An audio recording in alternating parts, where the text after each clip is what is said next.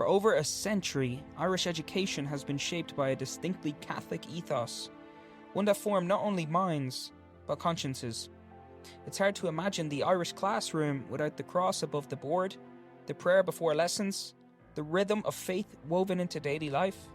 But that, some say, is changing. The Department of Education has launched what it calls the Primary School Survey 2030. Parents are being asked to share views on what kind of ethos schools should have: religious, multi-denominational, or otherwise. To many, this sounds like a natural modernization. To others, it feels like the slow unraveling of Ireland's spiritual fabric. Here's the short version. The government wants to measure demand for non-denominational or multi-denominational schooling. Right now, about 90% of Ireland's primary schools remain under Catholic patronage. Yet, the 2022 census shows roughly a third of the population no longer identifies as Catholic. The gap between population and patronage has created political pressure. But is this simply a numbers game, or something deeper? Because ethos is more than management. It's a worldview. And changing it reshapes the kind of citizens a country raises. When Ireland won independence, national identity and faith were intertwined. Padraig Pearse, himself a teacher, believed education should form the soul of a nation, not just its literacy rates. He wrote that, quote, "The school must be the heart of the national spirit," end quote. Eamon de Valera spoke of a vision for Ireland cherishing all the children of a nation equally, end quote. Yet within a moral order rooted in faith. For much of the 20th century, the Catholic ethos in schools was seen as a moral compass. That doesn't mean it was flawless. History is complex. But the underlying idea was that truth and virtue weren't neutral. Education was meant to cultivate character, not just competence. The teaching of a Catholic ethos is based upon objective moral standards, not just subjective morals and moral relativism that can change over time and is ruled by mob rule. Today, policy language speaks of neutral or inclusive ethos, but neutrality in practice is never simple.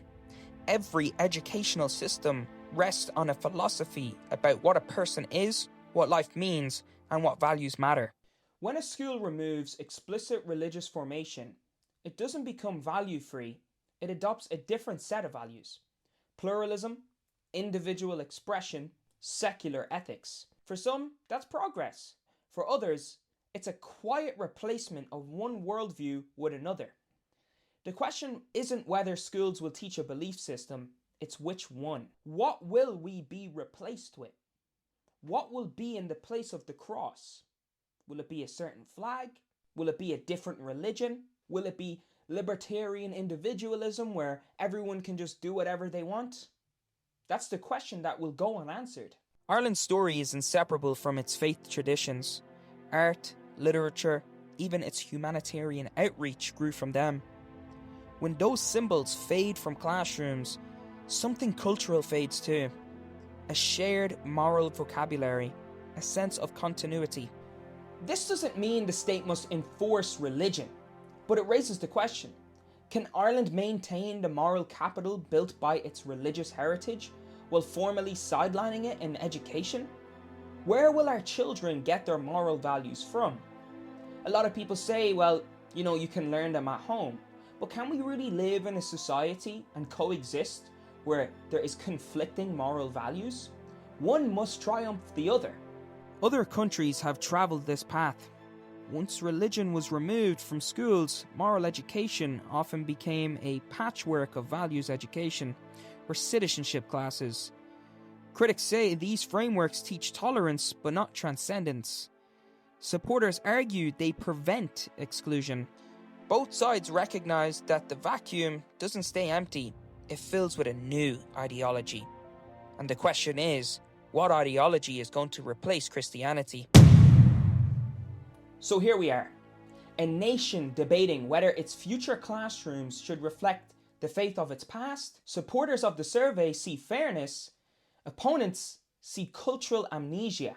Both are responding to the same tension. how to educate in a plural society without erasing its heritage. The question Ireland faces isn't whether schools should respect all beliefs. They should. It's whether respect requires silence about the one that shaped the nation, the Catholic Church. Perhaps Padraig Pearse's warning still applies. He wrote that a nation, quote, without ideals is a nation without character, end quote. As Ireland re-examines its schools, the challenge is not to cling to nostalgia, but to ask what ideals we're building on now. Neutrality sounds simple, but neutrality in the end is never neutral. This isn't a video to scare people or to fearmonger, but it's a video to try and remind people that Catholic teaching is not evil. Yes, evil has been committed within the Catholic Church, but in the West, we have built our civilization upon good Christian ethics, and you don't have to be Christian to embrace them, but our judicial system is built upon it. Our fairness in society is built upon it. The Catholic Church is the biggest charity organization in the world. And my fear, my own personal fear is, what will the school moral compass be replaced with? It must be replaced with something. You can't teach this neutral ethics, because what is deemed as good and bad if it's a subjective standard? It can change. It's subject to someone's own personal opinion. This could be replaced with a woke ideology. It could be replaced with a Islamic ideology.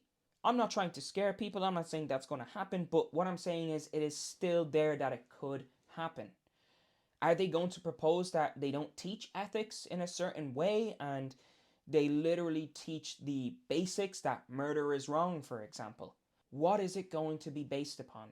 And my urge is that parents that are watching this and anybody watching this does the survey that I link in the description below. It is a government survey asking parents and guardians to give their personal opinion on the matter. And I ask that you please reflect on your decision and truly ask yourself, do you want it that Catholicism is removed from the schools, which would make the communions and confirmations a thing that is done outside of school? And do you want it to be a thing where it's replaced by something else? Because I think we have a decent society built upon these teachings, on Catholic teachings. I think we have a good society.